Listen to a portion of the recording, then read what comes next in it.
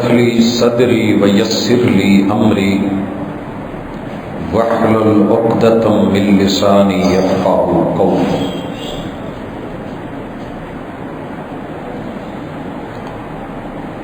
حاضرین مجلس، احباب گرامی، اللہ رب العزت کے خاص فضل اور کرم کے ساتھ یقیناً آپ اپنی زندگی کو صحت اور ایمان کی حالت میں گزار رہے ہوں گے۔ ذوالقعدہ اپنے اختتام پہ ہے۔ اس کو بیٹھنے والا مہینہ اس لیے کہتے تھے کہ عرب کے اندر جو جنگیں چھڑی ہوتی تھی تو حرمت کے لگاتار 3 مہینے، ان میں سے پہلا ذوالقعدہ، پھر اس کے بعد ذوالحجہ اور پھر تیسرا محرم، تو لوگ اپنے ہتھیار ڈال کے امن سے بیٹھ جاتے تھے تاکہ حج کو جانے والے لوگ اور کاروان قافلے پرسکون طریقے سے اللہ کے گھر کی طرف رواں دواں رہیں۔ اور جو مہینہ شروع ہونے والا ہے ذوالحجہ، اس میں حج کے اعمال و معاملات انہیں کیا جاتا، اور محرم الحرام تلک لوگوں کی واپسی، اس لیے امن و امان کی صورتحال کو باقاعدہ برقرار رکھا جاتا، اور اس کے پیچھے جو سوچ کار فرما تھی کہ اللہ رب العزت نے حرمت کے 4 مہینے رکھے ہیں، ایک ماہ رجب، دوسرا پھر شعبان، رمضان اور شوال گزارنے کے بعد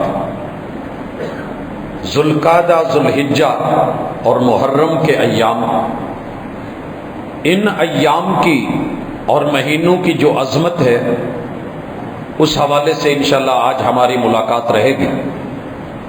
سب سے پہلے آج تقریباً ہمارے پاس جن احباب نے قربانیاں کرنی ہیں ان کے لیے اپنی حجامت بنانے، سر کے بال، مونچھوں کے بال، اور بالخصوص نوجوان بیٹوں اور بیٹیوں میں غیر ضروری بال، بغلوں کے زیر ناف، ان کا اور ناخنوں کا تراشنا رسول اللہ صلی اللہ علیہ وسلم نے ذوالحجہ کے پہلے 10 دنوں میں روک دیا ہے جو لوگ قربانی کرنے والے ہیں۔ لہذا آج جمعے کے ساتھ جو اہتمام الحمدللہ نہا دھو کے صاف ستھرے ہو کے انسان اللہ کے گھروں کا رخ کرتا ہے، اگر پھر بھی کوئی باقی معاملہ ہو تو اسے مغرب سے پہلے نمٹا لیا جائے، یہ ہمارا پہلا کام ہے۔ اور دوسرا نقطہ گفتگو کا کہ ہم نے چاند کو دیکھنا ہے۔ رسول اللہ صلی اللہ علیہ وسلم کی عادت مبارکہ تھی کہ ہر مہینے کا چاند دیکھتے تھے، اور پھر اسے دیکھ کے آپ علیہ الصلاۃ والسلام جو دعا پڑھتے تھے وہ دعا بھی ہمیں پڑھنی چاہیے، آنی چاہیے، خود بھی یاد کریں، بچوں کو بھی یاد کروائیں، دوست احباب سے بھی سنیں، اور اس میں شرمانا یا گھبرانا یہ نہیں ہونا چاہیے۔ نبی مکرم صلی اللہ علیہ وسلم کسی بھی مہینے کے چاند کو دیکھ کے کچھ باتیں کرتے تھے اللہ سے، جن میں سے پہلی بات یہ تھی، اللہم احلہ علینا بالامن والایمان، اللہ یہ چاند، یہ مہینہ، یہ 29 یا 30 دن ہمارے لیے امن والے بنانا۔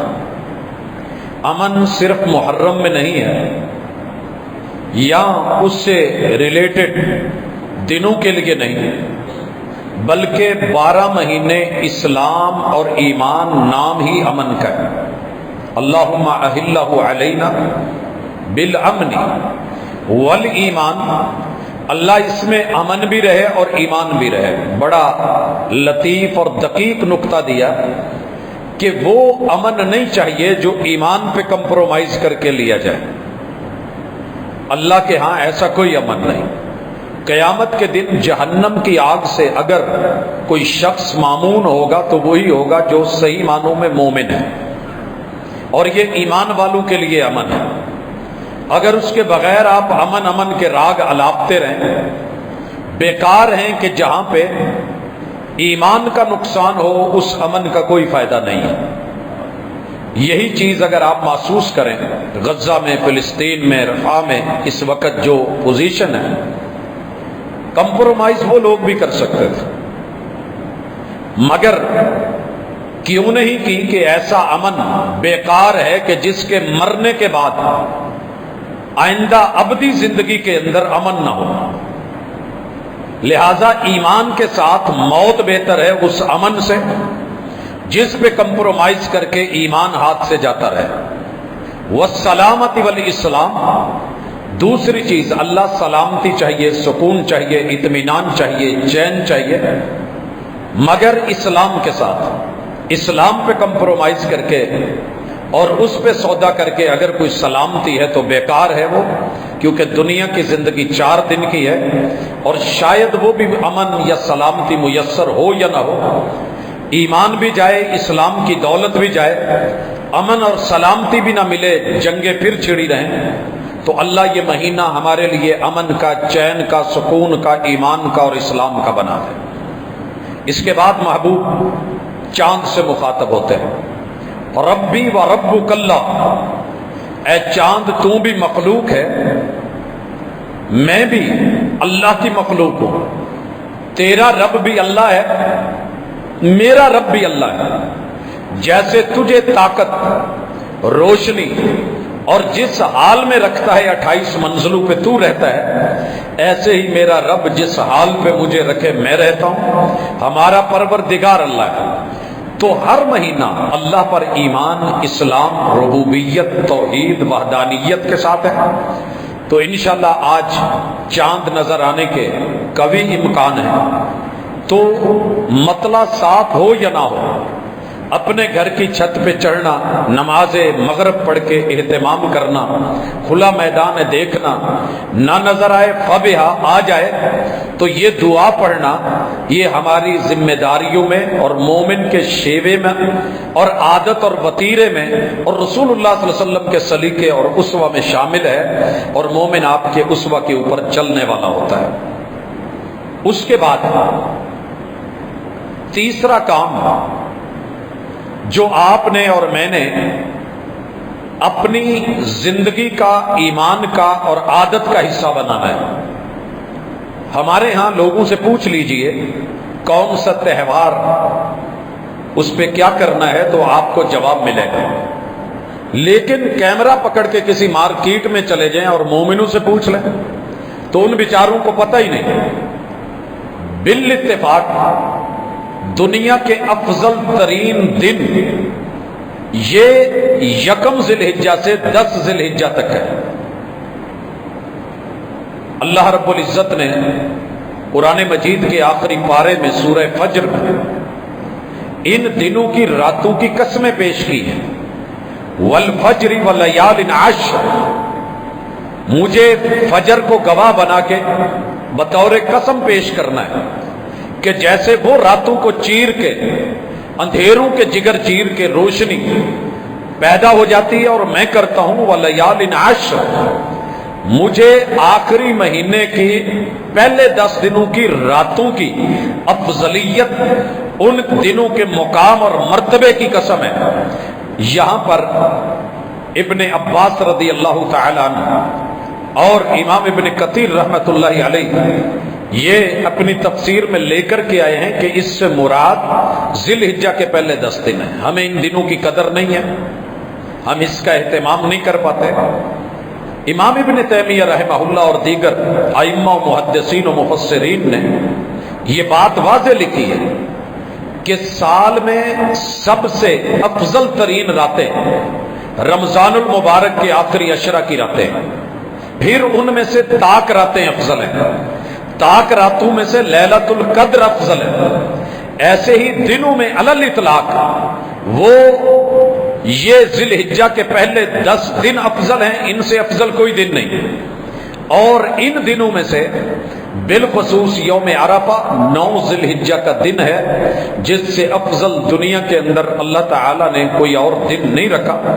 جمعے کی فضیلت اوورال ایک اور اعتبار سے ہے، نبی مکرم صلی اللہ علیہ وسلم فرماتے ہیں، امام بخاری رحمہ اللہ اپنی سند کے ساتھ یہ روایت لے کے آئے ہیں، ما من ایام العمل الصالح فیہن، کوئی دنوں میں سے ایسا دن نہیں ہے کہ جس کے اندر اعمال صالحہ افضل ہوں، الا یہ 10 دن جو ہیں ذی الحجہ کے، تو ان دنوں کو سب سے پہلے افضل ماننا، افضل منوانا، افضل ترین گننا اور گنوانا، ایمان کا جز بنانا، تسلیم کرنا، زبان سے اقرار اور اظہار کرنا، دل سے تصدیق کرنا، اور جب عمل کی ضرورت آئے گی تو پھر اپنے اعضاء اور جوارے اور وجود کے ساتھ، جسے اور جسم کے ساتھ عمل کر کے دکھانا، یہ ایمان کا حصہ ہے۔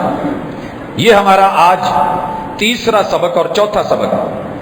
جب یہ 10 دن افضل ہے، ان افضل دنوں کی صرف ذات کی افضلیت نہیں ہے، ان میں کیا جانے والا عمل، العمل الصالح فیہن، ان دنوں میں آپ جو بھی نیکی کریں گے اس نیکی کا مقابلہ سوائے لیلۃ القدر کی جو رات ہے، خیر من الف شہر، دنوں میں کوئی دن ایسا نہیں ہے کہ جس میں کیا ہوا عمل ان دنوں میں کیے گئے عمل کا مقابلہ کر سکے۔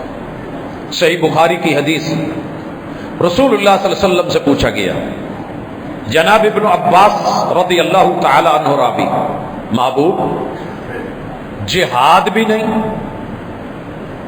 جہاد دنیا میں مشقت والا، جان دینے والا، مال لگانے والا، وقت پیش کرنے والا، اہل و عیال، کاروبار، اپنی منڈیاں، اپنی جاب، کھیتی باڑی، کاشتکاری، ہر چیز کو سلام کہہ کے جا کر کے دشمن کے سامنے کھڑے ہونا کوئی آسان کام نہیں۔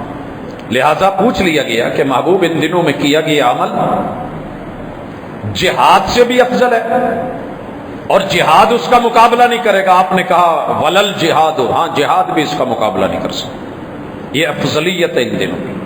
فرمایا اللہ کہ ایک شخص جو جان اور مال کے ساتھ نکلا اور پھر مارکہ کارزار میں چلا گیا اور وہاں سے واپس نہیں لوٹا، اس شخص کی افضلیت، اعمال کی افضلیت ایک اور بات ہے، وگرنہ روٹین میٹر میں جہاد سے بھی افضل ہے ان 10 دنوں کی عبادت۔ اب آپ اور میں اپنے ماضی میں تھوڑا جھانکیں کہ واقعتاً زندگی کے جتنے برس بیتے ہیں اور ان میں یہ آخری مہینہ ذی الحجہ آیا ہے، کیا ہم نے واقعی پہلے 10 دنوں کو وہ ویلیو دی، وہ قدر دی، اہتمام کیا؟ تو اکثر لوگوں کی زندگی میں جواب نہ میں ہوگا، نفی میں ہوگا کہ نہیں۔ چند گنے چنے لوگ جن پہ اللہ کی رحمت اور ان کی معلومات درست اور پھر عمل کے اندر اللہ کی توفیق شامل ہے، ان لوگوں کے علاوہ دیکھا یہ گیا ہے کہ ان 10 دنوں کو لوگ کسی بھی اعتبار سے اہتمام نہیں کرتے۔ جن دنوں کا اہتمام محمد الرسول اللہ صلی اللہ علیہ وسلم نے قطعاً نہیں کیا، اگلا مہینہ آئے گا محرم کا، ان 10 دنوں میں ہم اس قدر اہتمام کریں گے کہ ننگے سر خواتین کے سر پہ دوپٹے آ جائیں گے، اور وہ کام جو میرے پیغمبر کے اہل بیت نے ان دنوں میں شادیوں جیسے کام کیے ان پہ بھی بین کر دیا جائے گا، پابندی لگا دی جائے گی۔ ایسا نہیں ہے، نبی مکرم صلی اللہ علیہ وسلم ہر اس رسم کو توڑتے تھے کہ جو زمانہ جاہلیت کی تھی۔ خوشی کے اوپر اللہ نے کوئی بین نہیں لگایا، جس وقت بھی اللہ خوشی کا موقع دے آپ اس خوشی کو جوائن کریں.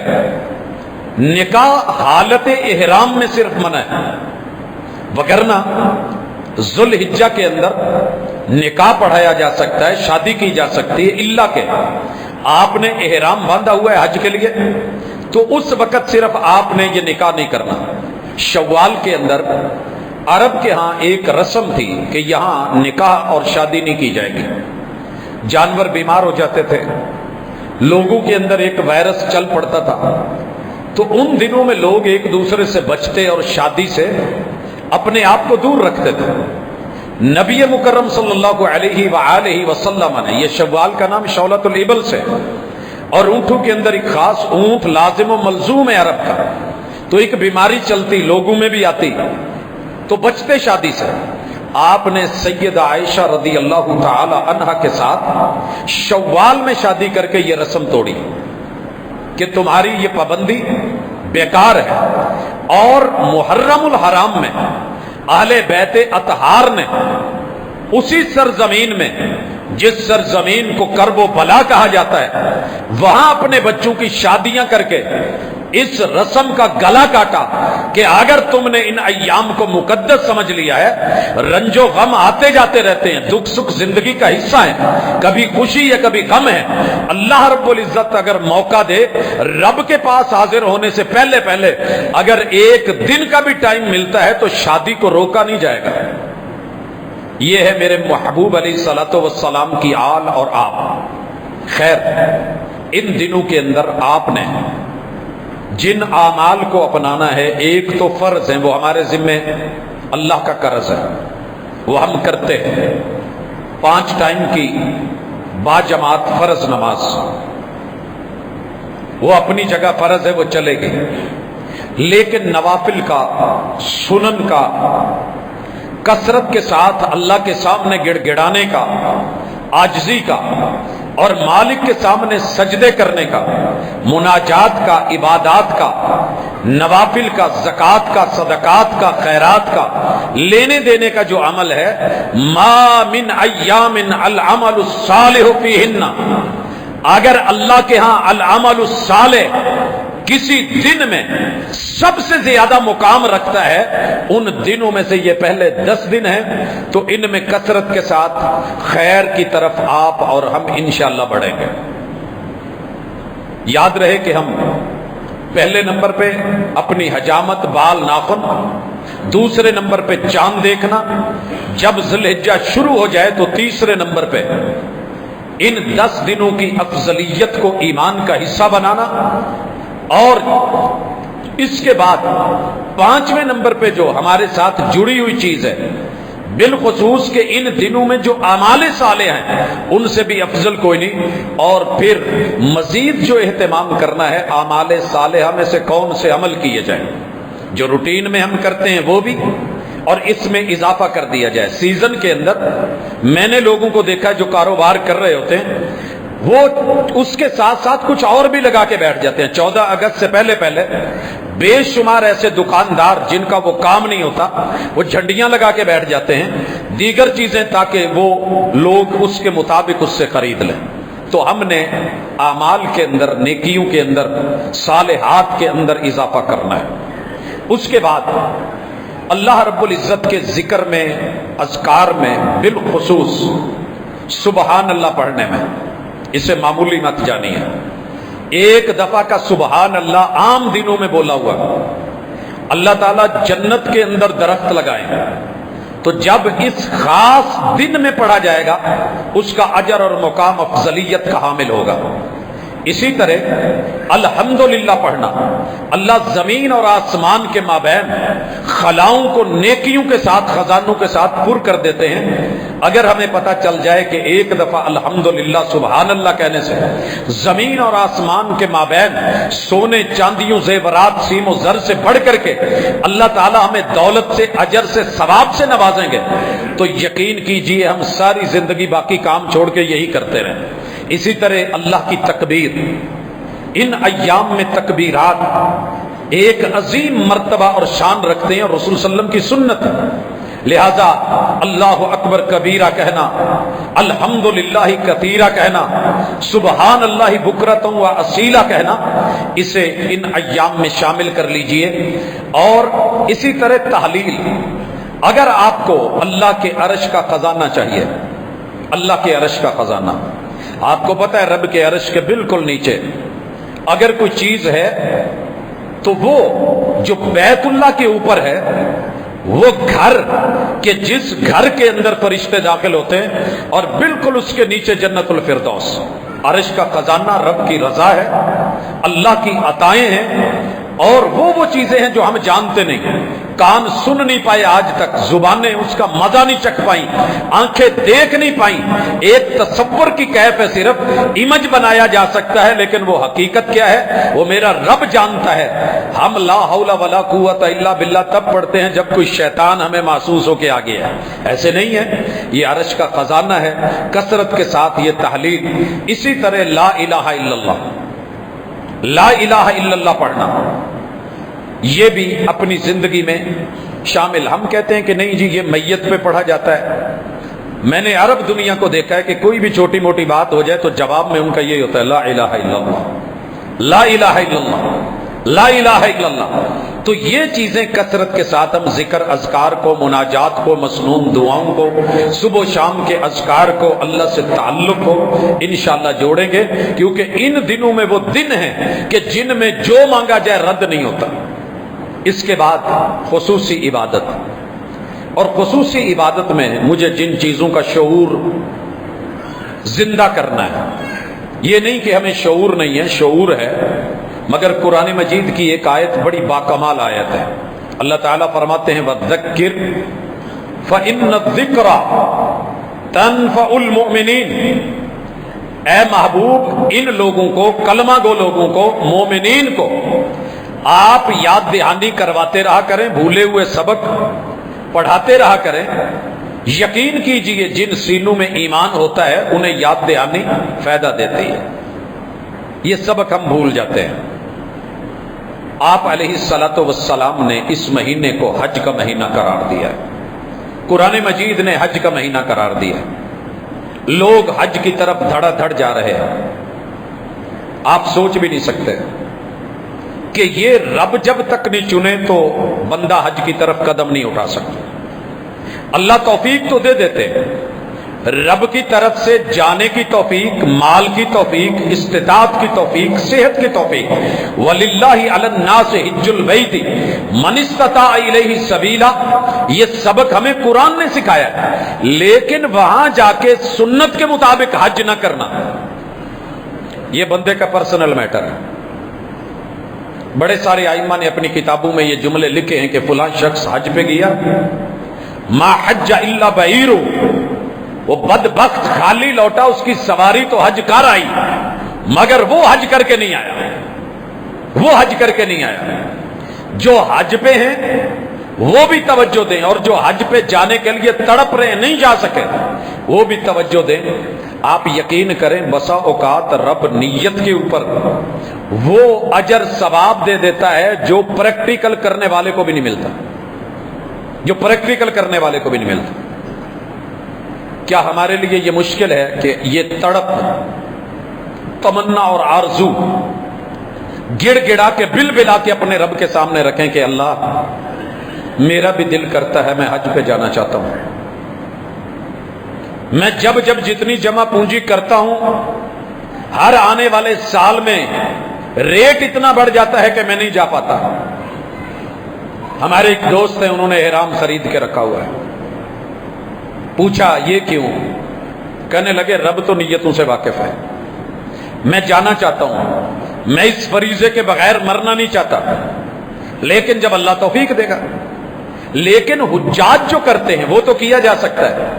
آپ اور میں سورۃ الحج ہی پڑھ لیں، ان دنوں میں سورۃ الحج، میں تقریباً ہر سال سورۃ الحج کے خطبے لے کے آتا ہوں کہ سورۃ الحج کا پیغام انسانیت کے نام، یہ وہ سورت ہے جسے اللہ نے انسانیت کو آواز دے کر کے شروع کی ہے۔ ایک ایک لفظ، ایک ایک جملہ، ایک ایک کلمہ، ایک ایک آیت آپ کی اور میری زندگی کو سنوارتی ہے، بناتی ہے، انسانیت دیتی ہے۔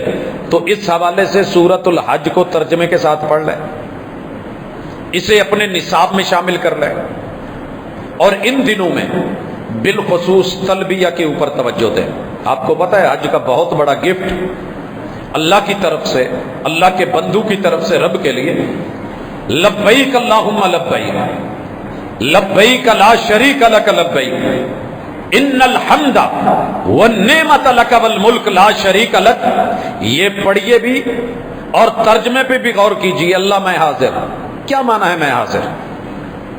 جسم حاضر اور وجود کے اعصاب، گواہ، نفسیات اور روحانیت بالکل غائب، ہر اعتبار سے حاضر ہوں۔ اللہ میں حاضری لگوانے آیا ہوں تو تیرا شریک کوئی نہیں، وعدہ اولا شریک بنا کے آیا ہوں۔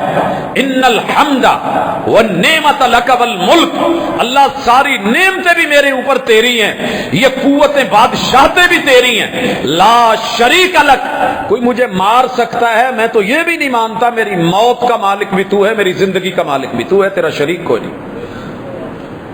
یہ عقیدہ ایام حج میں بنائیے۔ تلبیہ وہاں نہیں پڑھ سکے تو یہاں اس کے ترجمے پہ غور کر لیجئے، اور انشاءاللہ نیکسٹ جمعے آپ دیکھیں گے کہ خطبہ جمعہ ہوگا، یوم ترویہ ہوگا، 8 ذی الحجہ کا دن، حج کے لیے تیاری اور فکر آپ اپنے بچوں میں بیٹھ کے جس سوچ کو منہا کیا جا رہا ہے اور ہمارا میڈیا اسے چھپا رہا ہے، دبا رہا ہے، اعتراض اس پہ لے کے آ رہا ہے، اتنے پیسے فلاں کو دے دیے جاتے، ہاں ہم حج کے پیسے جو ہیں وہ سارے پاکستان کو دے دیتے ہیں، آپ اس کے قرض ختم کر لیں، آپ اس سے اصلاح کر لیں۔ ان حج کے پیسوں سے لاکھوں گنا زیادہ عوام حکومت کو دے چکی ہے، دے رہی ہے، مگر اصلاح کب ہوگی؟ صرف عوام کی سوچ سے نہیں۔ انہیں کیا چاہیے؟ ان کا لاس کہاں ہو رہا ہے؟ وہ مر کہاں رہے ہیں؟ جب تلک کھانے والے جن کے منہ کو خون لگا ہوتا ہے، سود لگا ہے، حرام لگا ہوتا ہے، وہ اس سے نہیں ہٹیں گے، آپ کا اور میرا ملک ترقیوں کی طرف بڑھنے والا نہیں ہے۔ 70 سال گواہ ہیں، چلے ابتدائی 4-5 سال نکال لیں، کوئی ہماری اس وقت بننے میں، اٹھنے میں، چلنے میں کچھ ہوتے ہیں مسائل، لیکن جب سے ہم سنبھلے، ہم سنبھلنا ہی نہیں چاہ رہے۔ یوم الترویہ پوری تیاری، کسی سے گھبرائے بغیر، کسی سے ڈرے بغیر آپ نے اللہ کے اس فریضے کے لیے اپنے آپ کو تیار رکھنا ہے۔ اس کے بعد یوم الترویہ ہے، مینا میں آنا ہے۔ 70 انبیاء نے جہاں نماز پڑھی ہو وہاں آپ کا جانے کو، بیٹھنے کو، نماز پڑھنے کو، قیام کو، سجود کو، رکوع کو، دعاؤں کو، مناجات کرنے کا دل نہیں کرے گا، صرف تصور کی دنیا۔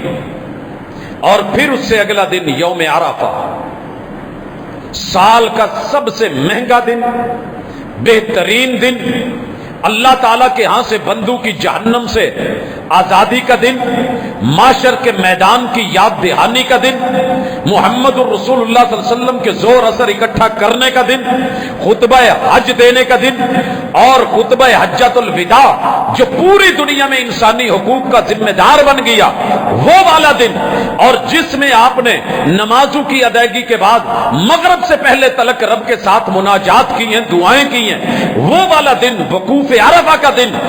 اس دن کا روزہ، اس دن کا روزہ، یوم عرفہ کا روزہ، یہ خصوصی عبادت ہے ان لوگوں کے لیے جو حج میں شریک نہیں ہیں۔ جو حج میں ہیں وہ نہیں رکھیں گے، جو حج میں شریک نہیں ہیں ان دنوں میں روزہ رکھیں۔ اللہ تعالیٰ آپ لوگوں کے پچھلے سال کے گناہ، پچھلا سال کون سا گزرا ہے؟ 1444۔ اگلا سال کون سا ہے؟ 1446۔ گزر کون سا رہا ہے؟ 1445۔ پچھلے سال اور آنے والے سال کے گناہ میں سوچ رہا تھا کہ اگر 360 ہی گنوں 1000 دنوں سے بڑھ کر کے ایک طرف رات کی عبادت خیر من الف شہر لیلۃ القدر، ایک طرف ایک دن کا روزہ، انسان نے 3 سالوں میں جتنی خطائیں کی ہوں، پچھلے برس میں، موجودہ برس میں، آنے والے برس میں، اللہ تعالیٰ ان خطاؤں کو معاف کر کے نیکیوں میں بدل دے۔ اتنا عظیم روزہ اور اتنی عظیم عبادت، اور ہمیں علم بھی نہ ہو، ہمیں پتہ بھی نہ چلے۔ باقی رہ گیا کہ یہ یوم عرفہ اس دن رکھنا ہے جب سعودیہ میں ہے یا 9 ذی الحجہ کو رکھنا ہے۔ اہل علم نے اس میں لمبا چوڑا اختلاف شروع کر لیا ہے، اللہ کرے یہ کسی کروٹ بیٹھ جائے۔ سچی بات یہ ہے کہ ہماری جتنی بھی عبادت ہے وہ ہمارے شب و روز کے ساتھ جڑی ہے، ہمارے شب و روز کے ساتھ۔ یاد رہے کہ جب ہم عرفہ میں جائیں گے، حج کے لیے جائیں گے، تو وہاں ہمارا روزہ ہی نہیں ہے، ہم روزہ نہیں رکھیں گے۔ اس دن کو، جس تاریخ کو بھی جہاں جس ملک میں آ جائے، روزہ رکھنا یہی افضل ہے، یہی بہتر ہے۔ کیوں؟ اگر آپ اس دن کا حساب رکھیں گے تو بے شمار ملکوں میں تب نائٹ ہوگی جب وہ روزہ رکھ رہے ہوں گے، جب وہاں دن شروع ہو چکا ہے، میچ نہیں کرتا۔ اور جب وہاں افطاری ہو رہی ہے تب بھی بے شمار ملکوں کے اندر ابھی دن موجود ہوگا، سورج غروب نہیں ہوا ہوگا۔ اس اعتبار سے بھی کوئی میچنگ نہیں ہو رہی، تو اپنے وطن، اپنے علاقے، اپنے خطے کے مطابق جہاں آپ ہیں اس تاریخ میں 9 ذی الحجہ کا یہ روزہ واللہ تعالی عالم افضل ترین عبادت ہے۔ اسے اپنی زندگی میں ایڈ کیجئے اور اس کی رغبت دلائیے اور اس کی طرف بڑھیے۔ اور اسی طرح اگلا دن یوم النحر 10 ذی الحجہ، پہلے 10 دنوں میں افضل ترین دن ہے۔ اس دن اگر آپ حج میں ہیں تو آپ نے 4 کام کرنے ہیں۔ پہلا کام رمی جمار، ان جمارات کو کنکریاں مارنی۔ یہاں آپ کو سوشل میڈیا پہ جملے ملیں گے کہ وہاں ایک ہی مرتبہ حکومت سعودیہ بلڈوزر کیوں نہیں پھیر دیتی، یہ لاکھوں روپے لگا کے صرف ایک کنکریاں مارنے کے لیے حاجی صاحب کو بلوایا جاتا ہے۔ آپ پیسے سے جلیں، ٹائم سے جلیں، لوگوں سے جلیں، یا عبادت سے ملے گا کچھ نہیں۔ یہ میرے رب نے اس سنت کو محمد رسول صلی اللہ علیہ وسلم کی سنت نہ بنایا ہوتا تو ہم کبھی یہ عمل نہ کرتے۔ یہ سنت ہے محمد رسول اللہ صلی اللہ علیہ وسلم کی۔ آپ چاہتے تو یہ جمرات اکھاڑ دیتے، وہ جاہلیت کی نشانیاں ہوتی تو ان کا وجود ختم کر دیتے، مگر ایسے نہیں ہوا۔ سنت ابراہیمی ہے، اس پہ عمل کیے، رسول اللہ صلی اللہ علیہ وسلم آگے بڑھے ہیں، اس کو برقرار رکھا ہے۔ ہم اس کے مطابق انشاءاللہ جو حجاج وہاں ہیں رمی جمار، دوسرے نمبر پہ قربانی، تیسرے نمبر پہ اپنے بال کٹوانا، اور چوتھے نمبر پہ بیت اللہ کا طواف اور سعی۔ اللہ جب موقع دے گا انشاءاللہ وہ بھی کریں گے۔ حجاج وہاں عید نہیں پڑھیں گے۔ 10 تاریخ ہے، 10 ذی الحجہ ہے، پورا عالم اسلام جہاں بھی ہے اس دن جو پہلا کام کرے گا وہ ہے عید الاضحیٰ۔ میدان میں نکلے گا حتی الامکان، اگر جگہ نہیں تو پھر مسجد، وگرنہ کھلے میدان میں ایک راستے سے جائیں گے۔ اذان نہیں ہوگی، تکبیر نہیں ہوگی، پہلے کوئی نوافل یا سنن نہیں ہوں گے۔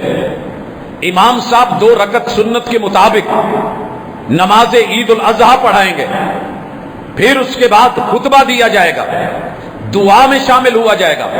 جتنے بھی مرد عورت ہیں جو خود کو انسان گنتے ہیں، مرد ہیں اور عورتیں، اس دن گھر میں بیٹھنے کا کوئی جواز نہیں ہے، الا کہ کوئی شخص اٹھا کے لانے کے قابل بھی نہ ہو، وگرنہ اگر ایام والی عورتیں بھی ہیں تو ان کو بھی اجازت نہیں ملی، ان کو بھی اجازت نہیں ملی۔ اور اگر عید کے دن پہننے کا کپڑا نہیں ہے تو بہن اپنی بہن کو چادر میں چھپا کے پردہ کروا کے لے آئے گی اور عیدگاہ میں شامل ہوں گے۔ گھر میں جتنے مرضی کام ہوں، یہ کام نہیں ختم ہوتے ساری زندگی۔ عید کے قربانی کے بعد میں مثالیں بن جائیں گے۔ پہلے نماز پڑھیے، فَصَلِّ لِرَبِّكَ وَانْحَرْ، پھر قربانی کی باری ہے۔ گھروں میں بیٹھے رہتے ہیں، نماز کے لیے آتے نہیں، اور قربانیوں کے لیے ہم تڑپ رہے ہوتے ہیں۔ دوسرا کام اس دن جو کیا جائے گا وہ کام بڑا اہم ہے، اور وہ ہے قربانی۔ اس قربانی پہ بھی بڑے لوگوں کی رالیں ٹپکتی ہیں، کاش قربانی کا پیسہ، جانوروں کا پیسہ اتنی معیشت کی بربادی ہونے سے بہتر ہے یہ بھی ہماری جیب میں آ جائے۔ جناب آپ اس سے بہت کچھ کماتے ہیں، اگر اکنومیکلی اس پہ کبھی موقع ملا تو بات کریں گے کہ صرف اکیلے پاکستان میں کتنے لاکھوں جانور، کتنی کمائی اور کتنا اس کا سرکل جو ہے وہ لوگوں کے اندر ایک دوسرے میں حلال روزی اور پیشے سے شروع ہوتا ہے اور ختم ہوتا ہے، ایک الگ پہلو ہے، لیکن اللہ تعالیٰ کو اچھا لگتا ہے۔ آج جا کے سورۃ الحج کی آیت نمبر 28 سے لے کے بلکہ 27 سے لے کے آیت نمبر 37 تک کا مطالعہ کیجئے۔ اللہ کو اچھا لگتا ہے کہ یہ لوگ ان خاص دنوں میں میرے بنائے ہوئے جانور، میرے دیے ہوئے جانور، میرے پیدا کیے ہوئے انعام، البدن یہ اونٹ، یہ اونٹنیاں، یہ اسی طرح گائے، بیل، یہ بکرے اور بکریاں، یہ بھیڑ اور دمبے، یہ میرے نام پہ بطور شعیرہ ان کو قربان کریں اور لہو بہائیں، خود بھی کھائیں، دوسروں کو کھلائیں۔ اسی میں اللہ نے کہا ہے لن ینال اللہ لحومھا ولا دماؤھا، تمہارے رب کو ان جانوروں کے گوشت کی ضرورت نہیں، وہ تم نے کھانا ہے، لہو کی ضرورت نہیں، وہ زمین نے پینا ہے۔ میں نے تمہارے دل کا تقویٰ اور تمہاری بندگی دیکھنی ہے کہ تم میرے آرڈر پہ لبیک کہتے ہو۔ دنیا میں لبیک یا رسول اللہ اور لبیک اللہم لبیک زبان سے کہنا بڑا آسان ہے، مگر اپنی جملہ خواہشات کو چھوڑ کے اللہ کے نام پہ حاضری دینا مشکل ترین ہے۔ ایک بدبخت نے یہ جملہ لکھا اور بے شمار اس طرح کے موجود ہیں مارکیٹ میں، بدبخت کہتے ہوئے بھی، بد نصیب کہتے ہوئے بھی مجھے حیا آتی ہے کہ میرے بڑوں نے تربیت میں یہ جملے نہیں سکھائے جس طرح کے وہ جملے بولتے ہیں۔ ہمارے اکابر کو، اسلاف کو، اولیاء اللہ کو، ہمارے بزرگوں کو، اہل علم کو یہ جس طریقے سے وہ رنگیتے ہیں یہ صرف انہی کو مبارک ہے۔ لب و لہجے بتا دیتے ہیں کہ تربیت کی گئی ہے یا صرف پالا گیا ہے۔ پال تو لوگ کتے کو بھی لیتے ہیں، لیکن تربیت جانور کی بھی کر دی جائے تو وہ بھی مہنگا ہو جاتا ہے۔ گزارش کرنا چاہوں گا، کولر گھر میں، ایئر کولر نہیں، گرمی ٹمپریچر 50 کو پہنچی ہوئی ہے اور گھر میں قربانی کا بکرا باندھا ہوا ہے، تو اس شخص کی قربانی کو نہیں دیکھیں، اس کی عقل پہ ماتم کریں کہ جس کے پورے بچے وہ گرمی سے مر رہے ہیں اور کولر کے پیسے گھر میں اور اس نے قربانی کے بکرے پہ لگا دیے۔ قربان جاؤں تیرے اس رویے پہ، لب و لہجے پہ، تیری تعلیم اور تربیت پہ تجھے شاید علم نہیں کہ محمد رسول صلی اللہ علیہ وسلم جب قربانی کے احکام سکھا رہے تھے تو ٹمپریچر وہاں کا، عرب دنیا کا، جہاں پتھر پگھل جاتے ہیں، وہ 50 کو کراس کر رہا تھا۔ ان حالات میں محمد رسول صلی اللہ علیہ وسلم نے یہ جملے بولے تھے، وَعَلَىٰ كُلِّ أَهْلِ بَيْتٍ، ہر گھر والوں کے اوپر اللہ نے قربانی اگر ہمت ہے، طاقت ہے تو فرض کر دی ہے۔ ان کی یہ بھی کوشش ہے کہ یہ قربانی والے پیسے بھی ہماری پاکٹ میں آ جائیں۔ ہم نے آپ کو یہ بھی سارے اکٹھے کر کے دے دیے تو پیٹ پھر بھی نہیں بھرنا، پیٹ آپ لوگوں کا پھر بھی نہیں بھرنا۔ خیر، بڑے بڑے ہتھ کنڈے کیے گئے، کھالیں سستی کی گئی کیونکہ وہ اللہ کے گھروں یا مدارس کو لگتی ہیں، لے لی جائیں بعد میں۔ اتنا ایک قربانی کا شاید ریٹ نہیں ہوتا جتنا ہمارے ہاں ایک برانڈڈ جوتے کو پہنچایا جا رہا ہے۔ آخر وہ بھی تو چمڑے کا بنا ہے نا، لیکن نہیں، اعتراض در اعتراض۔ سنیے محمد رسول صلی اللہ علیہ وسلم نے فرمایا، حکم جانیے، ہر گھر والوں پہ جن میں ہمت اور استطاعت ہے، گھر میں افراد 9 ہوں، 15 ہوں، 20 ہوں، 25 ہوں یا 30 ہوں، جتنے بھی ہیں، ایک جوائنٹ فیملی میں 20 لوگ رہ رہے ہیں اور ہمت نہیں تو کم از کم ایک بکری یا بکرا، دمبا یا بھیڑ، ویڑا بچہ، گائے، بیل، اونٹ، جو بھی جانور میسر ہو، اگر ایک بکری بھی میسر ہے، 2 میسر ہیں، آپ اسے ذبح کریں گے تو خاص نہیں کریں گے کہ یہ میں نے خریدی ہے لہذا میری قربانی ہے۔ بیوی جاب کرتی تھی، وہ کہے کہ یہ میری قربانی ہے، یا اسے یہ کہا جائے کہ یہ بڑے بیٹے کی ہے، بڑی بیٹی کی ہے، یا یہ چھوٹے کی ہے، یہ فلاں کی ہے۔ علی کل اہل بیت، آپ ایک بکری کی قربانی کریں، ایک بکرے چھترے کو قربان کریں، اللہ کی رحمت اتنی وسیع ہے کہ وہ گھر کے تمام افراد کو پر ہیڈ ایک ایک قربانی کا ثواب دے گا اور کسی دوسرے کے اجر میں سے بھی کمی نہیں ہوگی۔ آپ نے کیا سوچ رکھا ہے؟ مجھے لوگ اکثر پوچھتے ہیں جی وہ شہداء کی طرف سے، اولیاء اللہ کی طرف سے، غوث ابدال کی طرف سے، وہ بزرگوں کی طرف سے، فوت شدگان کی طرف سے، رسول اللہ صلی اللہ علیہ وسلم کی طرف سے قربانی کی جا سکتی ہے کہ نہیں؟ ہر سال کا سوال ہے۔ تو سنیے، آپ جب ایک قربانی کرتے ہیں نا تو جتنے زندہ لوگ اس گھر میں موجود ہیں ان سب کو پر ہیڈ انشاءاللہ اللہ نے پوری قربانی کا اجر دینا ہے۔ آپ کی تربیت میں آپ کے جتنے اسلاف موجود ہیں، ماں باپ، دادا دادی، پردادے، آباؤ اجداد جناب آدم علیہ السلام تک جتنے افراد نے نسل در نسل تربیت کی ہے، اور آج آپ قربانی کی سنت پہ لوگوں کے روکنے کے باوجود، مشکل ترین حالات کے باوجود بھی اس فریضے کو نبھا رہے ہیں اور رب کی قربت اختیار کرنے کے لیے یہ قربانی کر رہے ہیں، ان سب کو اتنا ہی اجر ملے گا جتنا آپ کو کرنے پہ مل رہا ہے۔ لہذا آپ کو ان تللوں میں پڑھنے کی ضرورت نہیں۔ فوت شدگان، ان کے ذمہ زندگی میں اپنی قربانیاں تھی، وہ کر گئے تو بسم اللہ، نہیں تو آپ ان کے لیے صدقہ جاری ہے۔ رسول اللہ صلی اللہ علیہ وسلم اپنی قربانیاں کر گئے، اور جب آپ نے نیت کی تھی تو کیا کی تھی؟ جب قربانی کرتے ہوئے کہا تھا اللہم تقبل من محمد ومن آل محمد ومن امت محمد، اللہ یہ میں قربانی کر رہا ہوں، میری آل کی طرف سے قبول فرما۔ اللہ میری امت قربانی کر رہی ہے، امت کی طرف سے قبول فرما۔ تو آپ نے امت کی طرف سے قربانی نہیں کی ہے کہ جنہوں نے نہیں کی وہ اس پہ راضی ہو جائیں، ان کی قربانی رسول صلی اللہ علیہ وسلم کر گئے ہیں، بلکہ اس وقت جو قربانیاں ہو رہی تھیں محمد الرسول اللہ صلی اللہ علیہ وسلم نے ان کی قبولیت کی دعا فرمائی۔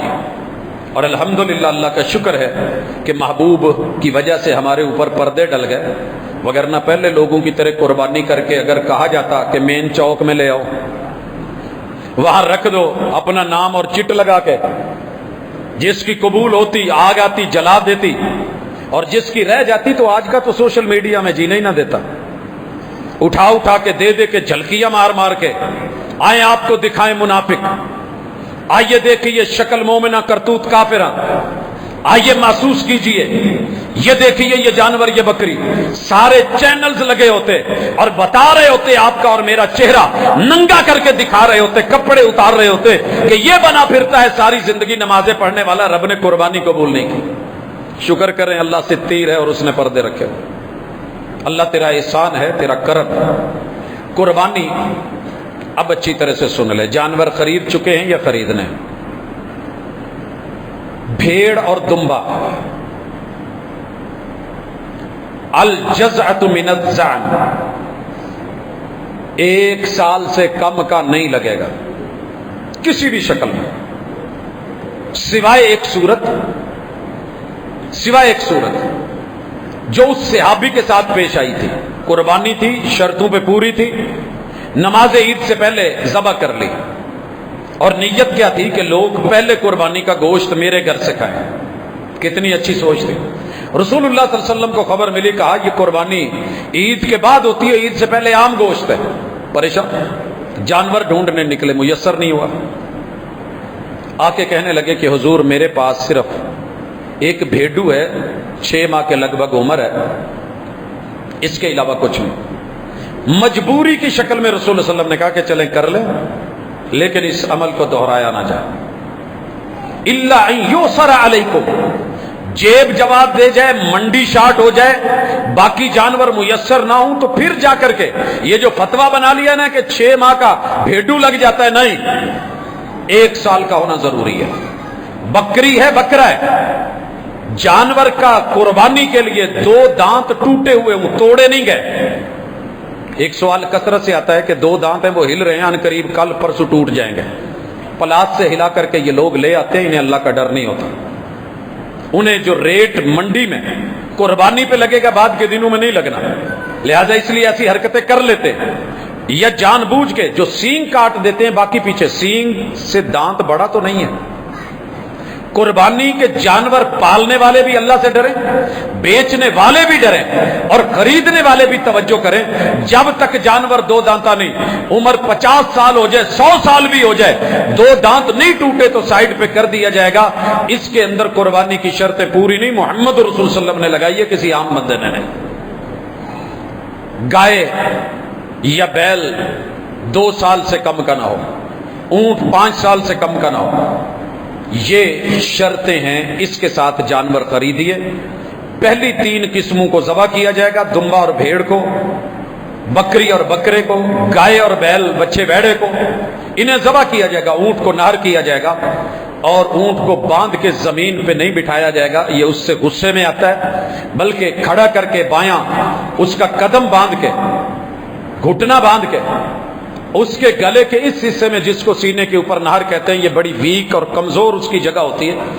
अगर आपके पास तीनों तरफ से तेज नेजा है तो ठीक, वगरना तेज तरीन छुरी अगर उसको इस तरह भी कट लगा दे तो बड़ा इजीली ये जानवर नहर हो जाता है, खून निकलता है, घुटना बंधा होता है, गिरता है, उठता है। और जानवर को ज़बह करते हुए उसका मनका नहीं तोड़ा जाएगा।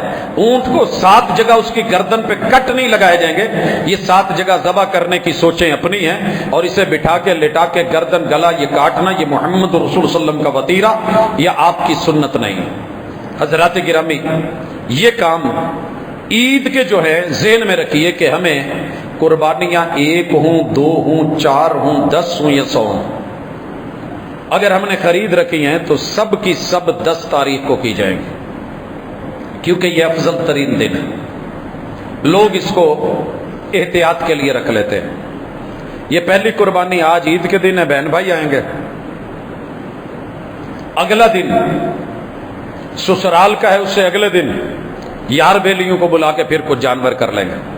तो आप अफजलियत को छोड़ रहे हैं। जितने भी जानवर है उन्हें कुर्बानी कर ले 10 तारीख को। आपने 100 की 100 कुर्बानियां 10 को करवा दी थी, वगरना आप 11, 12, 13 को मिना में ही थे, अय्याम तशरीक थे, अय्याम अक्लो शुर्ब थे, अय्याम ज़ब थे। आप ज़िबा कर सकते थे कि 25 आज, 25 11 को, 25 12 को और 25 13 को कर लेंगे। ऐसे नहीं हुआ, सारी कुर्बानियां 10 तारीख। पहले दिन कुर्बानी यौमुन नहर पे कुर्बानी करना अफजल है। कुर्बानी की जाए, खुद खाई जाए, गरीबों को, हमसायों को, मांगने वालों को, और वो लोग जो सफेद पोश हैं जो आप तक नहीं आए उन तलक भी पहुंचे। और कुर्बानी के ढेरों मसाइल हैं, लेकिन ये अहम तरीन जानवर के अंदर जो सींग कटे इस वक्त मंडी में बैल मिल रहे हैं। अगर तो जानवर के पैदाइशी सींग नहीं है, ठीक है, ऐब नहीं है, लेकिन अगर काटे गए हैं मशीन के साथ या फिर उसको किसी तार के साथ, तो ये ऐब है और ऐसा जानवर कुर्बानी में नहीं लगता। खस्सी जानवर ढूंढा जाएगा। ये आम रूटीन में जानवर में ऐब शुमार होता है नस्ल के एतबार से, लेकिन गोश्त खाने, ज़बह करने और कुर्बानी के एतबार से ये हुस्न है। और मोहम्मद रसूलुल्लाह सल्लल्लाहु अलैहि वसल्लम ने खस्सी जानवरों की कुर्बानी की। कुछ अहबाब इससे मना करते हैं, तो उनका मना करने की कोई दलील नहीं है, बिला दलील बात है और इसको ऐब गिनते हैं। रसूलुल्लाह सल्लल्लाहु अलैहि वसल्लम कभी वो काम नहीं करते जो मायूब हो और जिसमें ऐब हो। तो ये मोटे मोटे मसाइल। बाकी रह गया कुर्बानी के गोश्त को तकसीम करते हुए बड़ा अहम पहलू। हमारे बुजुर्ग 3 हिस्से करते थे, हम नहीं करते। किए जा सकते हैं, बराबर दिए जा सकते हैं, लेकिन अफसोस उस वक्त होता है कि जब कुछ लोगों के घरों से यह खबर आती है कि जनाब हमारे घर में पूरी जिंदगी इनमें न कभी दिल आया न कभी कलेजी आई, कभी फेफड़े मिले, कभी हमें वो ओजड़ी मिली, कभी कुछ मिला। तो नहीं, दूसरे लोगों का भी मन करता है। अल्लाह के रास्ते में देते हुए मत घबराइए। आप और मैं शायद पूरा साल खा लेते होंगे। कुछ घर ऐसे भी हैं जिन्हें सिर्फ कुर्बानी पे मुयस्सर है। तो ऐसे नहीं होना चाहिए। जितनी अल्लाह ने हिम्मत दी है, ताकत दी है, उसके अंदर उस वुसअत को अपनाना चाहिए और कार खैर में आगे बढ़ना चाहिए। अल्लाह रब्बुल इज्जत अय्याम ज़िलहिज्जा, इन अय्याम की अफजलियत हमारे मुकद्दर में कर दे।